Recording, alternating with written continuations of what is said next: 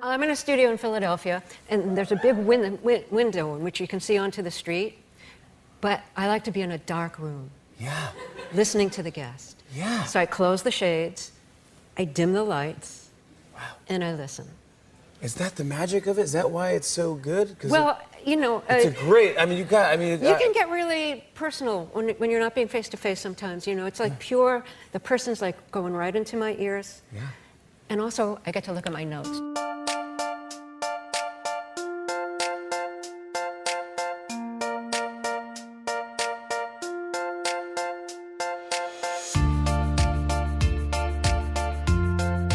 That was the voice of Terry Gross, who is the host and executive producer of NPR's Fresh Air, where she has interviewed thousands of people over the course of her 4-decade career. In the video clip you just heard, she was telling Jimmy Fallon of NBC's Tonight Show how she prepares for an interview. And if you were to watch Terry on that video clip, you can see that she's nervous. But you can also hear it in her voice as well.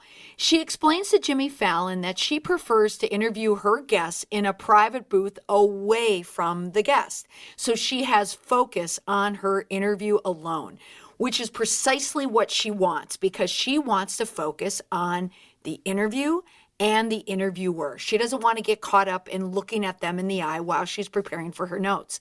And if you listen to her regularly, you know precisely what her sweet spot is. It's in the conversation. Terry Gross is a journalist. When she speaks to a guest, it's an interview, just as I would do on this podcast. But out in the real world, we call this just a conversation. So in this episode of the podcast, I wanted to talk about the art of the conversation. And I was inspired by the recent article in the New York Times by reporter Jolie Kerr that was published on November 17th, titled "How to Talk to People According to Terry Gross." The NPR host offers 8 spicy tips for having better conversations. As soon as I saw this article on my New York Times app, I devoured it. One, because I'm a fan of Terry Gross, but I also knew that this would be a great topic to share with my listeners, but give it my own Molly spin. You see, I am known as a questioner. Some people tell me it makes me quite charming, but some freeze when I start a conversation with them because they think they spill too many beans with me. And more than once I've heard someone say, "I don't know how you did it, but I told you way too much information." I don't ask questions to dig deep or to find out scoop. Most of the time, I'm just curious. And sometimes I may not even really care what the answer is, but I like conversation because I'm a conversationalist. I like to speak with people. Information is good to get, but conversation is better to share, which is where we begin with Terry Gross's thoughts on how to have a good conversation. Her first tip: tell me about yourself is also known as the only icebreaker you will ever need. Isn't that the truth? And you want to know the reason why? It's because people love to talk about themselves, but also because it's a fairly open-ended question. It's not a very pointed statement such as, "What do you do for a living?" or "What do you do for work?" Because most people assume it means work, and many people have different definitions of work.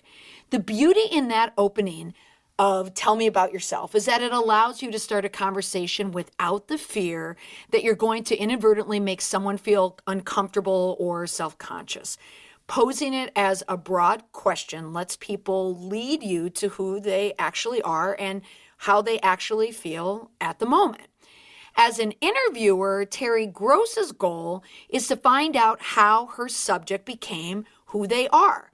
So as a conversationalist, you should make that goal yours as well. It's all about making someone feel comfortable. And if someone is comfortable, they're going to share more information. Spicy tip number 2. The secret to being a good conversationalist is curiosity. Terry Gross points out that interviewing a person and having a conversation with them are 2 different things, but a common thread that can help you to excel at both. So according to Terry Gross, being genuinely curious and wanting to hear what the other person is telling you is a great quality to have as a conversationalist. So curiosity may have killed the cat, but the lack of it kills the conversation. You know, when you are speaking with someone and they never ask you a question, this is a general peeve of mine, but also a tell. It tells me that they are not interested in having a conversation. They are only interested in talking about themselves. Gut check time. Do you only speak to people about yourself? Do you ask questions only to give your answer as soon as the other person has finished speaking? If that's the case, then that's not a conversation. When people ask me a question in a conversation, I know they're listening. And I also highly value people that ask me questions because it shows that they care. And if this is just in a general conversation or in a work conversation, in my work as a consultant, I know if a client is asking me questions, it means they want to learn or they want to keep talking. These are both very, very good things. So, number 2 is be curious. Spicy tip number 3 is be funny if you can. Funny is good, but not everyone is funny. We all know that. And I like how Terry Gross puts it. A good conversationalist is somebody who is fun to talk to, she said. Now, me, I love funny people. Not goofy people or people who think they're funny, and I'm dating myself here, but people, I call them the Shecky Green types. Those are the people that when they're speaking to you like a comedian would speak to you, like they're on stage and you expect them to have a microphone and stand in front of a brick wall. It seems like every line is a one-liner, you know the type. But give me a witty person, someone with a dry sense of humor, someone who's snarky but with excellent timing, not too mean but just clever. I like a little outrageous sometimes, but when they know when to stop. If you are any of the above, then I am your ideal audience because I love to laugh. I really do. I love when people make me laugh. Terry Gross says, if you can't be funny, being mentally organized, reasonably concise, and energetic will go a long way in impressing people. And I think that is a great tip. So again, if you're funny, use it. But if you know that you're not particularly funny or witty, you want to laugh and you want to enjoy yourself. And that's a part of being funny as well. Spicy tip number 4, preparation is key. Now, here's a spicy tip about me. This tip is my Achilles heel. If I am not prepared when I speak, then I am miserable when I'm speaking. I do not like doing it. The lack of preparation is the death of me. I still have nightmares over an unprepared bridesmaid's toast that I gave years ago with a drink in my hand, and I kept talking and talking and talking, and I thought I was so funny. And then I remember the look that a friend gave me, like, what are you talking about? So my tip here is never give a speech with a drink in your hand. Drinks are for toasts only. So a toast is 1 or 2 sentences, then you are out. But this ties into preparation. And I know when I gave you that example of the bad toast, I'm sure many of you thought the same thing. How many weddings have you sat through where the speech was unprepared? So yes, I gave my own bad speech, but I have heard plenty of unprepared speeches. Terry Gross says preparation helps to organize your thoughts beforehand by thinking about the things you expect you'll be asked and then reflecting on how you might answer. I can always tell when someone is prepared when they speak. Where preparation can be especially helpful when we're talking about the idea of conversations. In a business setting or a conference, are you speaking to a big wheel, a future client, the keynote speaker? Will it reflect on your job? If you're not prepared and you speak from the hip, you could get yourself in trouble. And it's also difficult to have a conversation. Also, if you're in a job interview or if you're on a date, if you are, then you know your boundaries when you're meeting someone for the first time in a social setting. Preparation here is also known as stalking them online. Preparing what you are going to say, whether they are formal remarks or conversational remarks with someone that you know you're going to meet, that makes for a very, very good tip. Spicy tip number 5, take control by pivoting to something you want to talk about. The pivot. That is such a public relations term. I use the term pivot a lot in my trainings and workshops that I do. The PR definition of a pivot is a turn or a 45-degree angle to an adjacent topic that points back to you. So in the public relations frame of reference, it's pointing back to your key message. So if a reporter were to ask you a question and they kind of veer off into an area that you don't want to talk about, you can pivot the conversation back to what you want to talk about. So that's something that I would counsel a client on. But in a conversation or an interview, it can be used as a tactic to get someone who is unstuck or to jar their memory. If they are stuck in a place where it brings the conversation to a dead halt, a pivot can help the conversation come back to life. Gross offered help for how to handle a job interview that's going badly. If somebody is asking you questions and you don't feel that you have a strong response for it, you can say, let me share an experience. And from there, you can share an experience that points to your talents and areas where you excel. See how that works? That's pretty clever. A pivot, whether it's a media interview, a job interview, or in a conversation, is simply a way to point the conversation back to your strengths. And maybe if it's just a fun conversation, maybe your strength is that you're funny from the previous tip.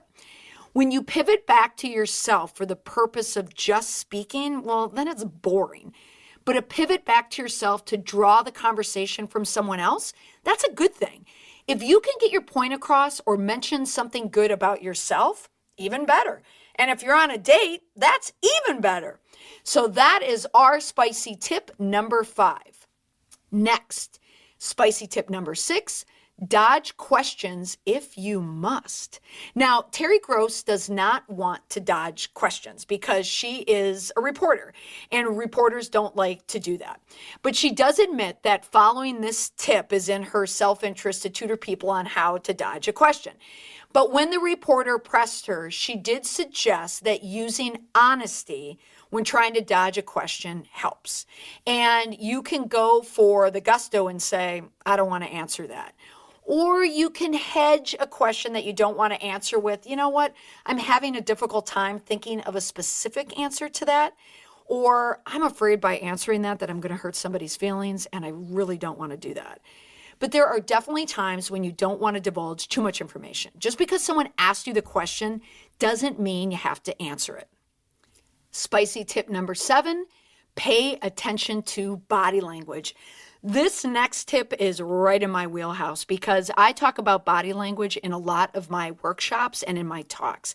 And the reason why is because body language is a very integral part of confident communications. If your body language mirrors or matches the message that you're trying to convey, it can make that message that more powerful. But if your body language is incongruent with your message, it can cause for a very muddled message or maybe even a dishonest message. So when I work with my clients in media relations training, I make a point of giving them options for body language when they're messaging, so the optics are in sync. Now, when Terry Gross talks about body language, she says that she wishes that everyone would pay attention to other people's body language. She says, try to pick up on when you've kind of lost someone's attention. That's pretty valuable if you think about it. I don't know if you're like me, but I am always looking for that moment where I think I've lost someone because then I need to come up with a tactic to bring them right back in. So that way you can avoid boring, your fellow conversationalist. If they're not with you anymore, then you need to either pivot or come up with a new topic, or you can just end the conversation.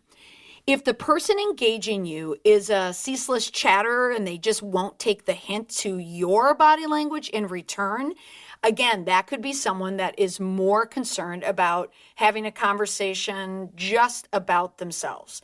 So pay attention to someone else's body language, but also pay attention to the body language that you are communicating as well. And are you doing it deliberately? And if you are doing it deliberately, is it for the right reason? Is it because you want to rush someone through? Or is it because you want to tell them how interested you are? But the spicy tip is not how you use it, but just being aware of it. Because maybe you're like me. Do you notice that so many people that you talk to, they're just not aware of it? So that's a great tip. And our last spicy tip from Terry Gross, number 8, when to push back and when not to. Now, this tip is less of a conversational tip than it is a word of caution when you are having a conversation with someone, especially about a touchy subject like, I don't know, politics. This is the perfect time to utilize this type of tip because it's more of a word of caution. And it can help you when you are in a conversation that is more professional as opposed to your girlfriends or just hanging out with your family. So Terry Gross prefers to interview artists and creators over politicians. She approaches an interview with a politician as a duty. If she asks a question, she feels it's the duty of the politician to answer it. And if they don't answer the question, she will keep asking it over and over and over again because she feels the politician owes us, the public, an answer. Now, when she's speaking to someone that works in the arts or in the culture, she gives them a little more leeway when it comes to setting parameters about personal information or personal conversation. She tells them that if she gets too personal, that they should just let her know and she'll move on if it's something that's just too personal that they don't want out in the public. She wants the liberty to ask them anything with the understanding that she will edit out the information or she won't use it. However, in the real world, we don't have that luxury. If you say something, it can't be unsaid, I guess, unless it's telepathic. But once it's out there for good, especially if it's on video and someone posted to social media. But when is it okay to push back and when is it not to? In general, I look at the pushback as necessary when someone crosses a line. And also it depends on your audience. If anyone is a parent of a teenager, oh my gosh, pushback is almost every single conversation. You're going to get it from them and you're going to give it in return. But let's say you are in a conversation with adults and it's a business conversation or it's colleagues or you're with other adults and you may not know everyone really well in the room. When is it okay to push back? Personally, I feel it's okay to push back when someone has crossed a line or pushed a boundary. Especially when we talk about politics, that can bleed into areas that get very un-PC very quickly. So in my opinion, it's okay to push back if someone has made a gross assumption about you or someone close to you because you're making a stand as you're doing it. However, if someone is just droning on and on about something political or something that you don't necessarily care about or you may not have or share the same view, then it's okay to let it go. Because in this day and age of heightened conversation, whether it's online or in person, people can get into really sticky areas real quick. And as a rule of thumb, myself, is I just stay out of it. I do not talk politics. I do not talk about opinions, especially when I know that half the people in the room or half the people in the conversation are going to have different ones from mine or different ones from other people in the conversation. So the safest bet is just to stay clear of it and just keep pivoting. And there you have it, how to talk to people according to NPR's Terry Gross, as told in the New York Times. And that brings us to the end of our conversation, albeit it was a one-way conversation, but we can continue this conversation online. You can comment on my website at mollymcpherson.com. Just look for episode 4 under the podcast section of the website, or write to me on social media. You can find me on Twitter, LinkedIn, Facebook, and Instagram. And before I let you go, don't forget to subscribe to this podcast on Apple Podcasts or wherever you listen to your podcasts. Thanks again for tuning in. I cannot wait to continue the conversation next time.